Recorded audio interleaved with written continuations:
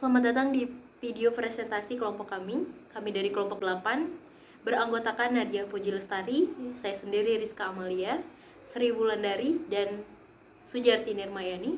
Kami akan membahas materi tentang pasar modal efisien. Adapun yang akan kami bahas di dalam video ini adalah yang pertama konsep pasar modal efisien, yang kedua ada hipotesis pasar efisien, yang ketiga ada kejahatan di bidang pasar modal, dan yang keempat ada pengujian terhadap hipotesis pasar efisien. Adapun materi pertama mengenai konsep pasar modal efisien akan disampaikan oleh rekan saya Sri Wulandari. Baik, terima kasih kepada moderator. Saya Sri Wulandari, NIM A1C021147, akan membahas tentang konsep pasar modal efisien. Suatu pasar dikatakan efisien apabila tidak seorang pun, baik investor individu maupun investor institusi, akan memperoleh return tidak normal atau abnormal return setelah disesuaikan dengan resiko. Dengan menggunakan strategi perdagangan yang ada, artinya harga-harga yang terbentuk di pasar merupakan cerminan dari informasi yang ada, atau stock prices reflect all available information. Selanjutnya, syarat-syarat pasar modal efisien. Yang pertama, bebas. Harga saham harus bebas untuk turun naik. Hal ini berarti tidak ada seorang pun yang dapat mempengaruhi pergerakan harga saham. Yang kedua, tidak ada monopoli. Tidak ada monopoli dalam pasar. Hal ini berarti para investor bebas untuk keluar masuk pasar. Yang ketiga, transparan. Harus ada syarat yang menghendaki perusahaan untuk menyingkap informasi tentang dirinya. Peraturan harus diadakan supaya setiap perusahaan menyingkapkan informasi masing-masing kepada orang banyak. Yang keempat, penyampaian informasi. Biaya untuk mendapatkan informasi adalah pada tahap minimum dan informasi itu harus diterima oleh investor pada waktu yang sama. Yang terakhir, random. Informasi tersebut adalah dalam bentuk random dan tidak bergantung antara satu sama lain. Demikian yang dapat saya sampaikan. Terima kasih. Baiklah, saya akan melanjutkan membahas materi kedua mengenai hipotesis pasar efisien. Konsep efficient market hypothesis atau hipotesis pasar efisien ini dipopulerkan pertama kali oleh Paul Samuelson dan Eugene Fama pada tahun 1960-an. Konsep dari hipotesis ini ialah harga-harga yang terbentuk di pasar yang efisien telah mendeskripsikan seluruh informasi yang ada. Pengetesan terus dilakukan sejak konsep ini dipopulerkan sampai saat ini untuk memahami seberapa efisien pasar modal di suatu negara. Efisien yang dimaksud ialah investor bisa jadi dapat mengalahkan pasar. No one can beat the market. Dengan kata lain, bahwa tidak mungkin investor ini memperoleh abnormal return ketika pasar disebut efisien. Menurut Eugene Fama, terdapat 3 hipotesis pasar efisien, yaitu hipotesis efisiensi pasar bentuk lemah, bentuk setengah kuat, dan bentuk kuat. Hipotesis yang pertama yaitu hipotesis efisiensi pasar bentuk lemah. Dalam hipotesis efisiensi pasar bentuk lemah, harga saham diasumsikan mencerminkan semua informasi yang terkandung dalam sejarah masa lalu tentang harga sekuritas yang bersangkutan. Jika harga yang terbentuk mencerminkan perilaku harga secara historis, bentuk pasar efisiensi lemah dapat dikatakan terpenuhi. Strategi perdagangan yang menggunakan data pasar historis dikenal dengan sebutan analisis teknikal. Ada hipotesis bentuk pasar setengah kuat.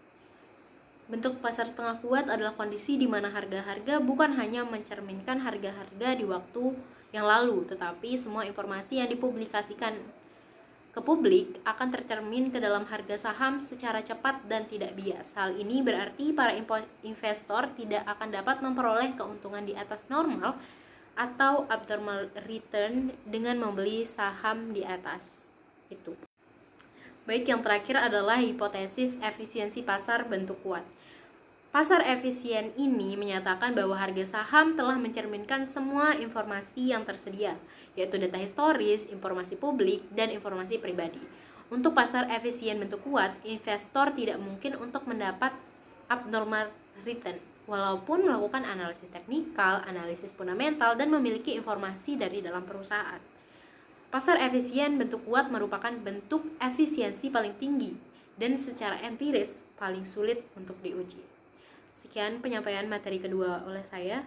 Selanjutnya akan dilanjutkan oleh rekan saya, Nadia Puji Lestari. Kepadanya saya persilakan. Assalamualaikum warahmatullahi wabarakatuh. Nama saya Nadia Puji Lestari dengan NIM A1C021120 akan menjelaskan materi keempat, yaitu kejahatan di bidang pasar modal. Kejahatan di bidang pasar modal merupakan salah satu bentuk kejahatan yang mengalami perkembangan saat ini. Dalam kegiatan pasar modal, bentuk-bentuk kejahatan yang dikenal dikelompokkan dalam dua jenis, yaitu penipuan dan manipulasi pasar. Penipuan. Menurut Undang-Undang Pasar Modal, Pasal 90 huruf C, penipuan adalah membuat pernyataan tidak benar mengenai fakta material atau tidak mengungkapkan fakta material agar pernyataan yang dibuat tidak menyesatkan mengenai keadaan yang terjadi pada saat pernyataan tersebut dibuat, dengan maksud untuk menguntungkan atau menghindarkan kerugian untuk diri sendiri ataupun pihak lain, atau dengan tujuan mempengaruhi pihak lain untuk membeli atau menjual efek. Kemudian, manipulasi menurut Undang-Undang Pasar Modal Pasal 91 adalah tindakan yang dilakukan oleh setiap pihak secara langsung maupun tidak langsung dengan maksud untuk menciptakan gambaran semu atau menyesatkan mengenai perdagangan, keadaan pasar, atau harga efek di bursa efek. Secara sederhana, manipulasi pasar adalah kegiatan untuk menciptakan gambaran semu atau menyesatkan kegiatan perdagangan, keadaan pasar, atau harga efek di bursa efek, atau memberi pernyataan atau keterangan yang tidak benar atau menyesatkan sehingga harga di bursa efek terpengaruh. Dalam kegiatan perdagangan bursa efek internasional, beberapa kegiatan yang dapat dikategorikan sebagai perbuatan manipulasi pasar antara lain adalah sebagai berikut. Yang pertama adalah marking the close. Marking the close adalah perbuatan merekayasa harga permintaan atau penawaran efek pada saat atau mendekati saat penutupan perdagangan dengan tujuan membentuk harga efek atau harga pembukuan yang lebih tinggi pada hari perdagangan berikutnya. Yang kedua yaitu painting the tape. Painting the tape adalah kegiatan perdagangan antara rekening efek satu dengan rekening efek lainnya yang masih berada dalam penguasaan satu pihak atau mempunyai keterkaitan yang sedemikian rupa sehingga tercipta perdagangan semu. Pada dasarnya, painting the tape memiliki kemiripan dengan marking the close, tetapi dapat dilakukan setiap saat. Jenis manipulasi yang ketiga yaitu pembentukan harga berkaitan dengan merger, konsolidasi, dan akuisisi. Pemegang saham yang tidak menyetujui rencana merger, akuisisi, atau konsolidasi berhak meminta pada perseroan untuk membeli saham dengan harga yang wajar.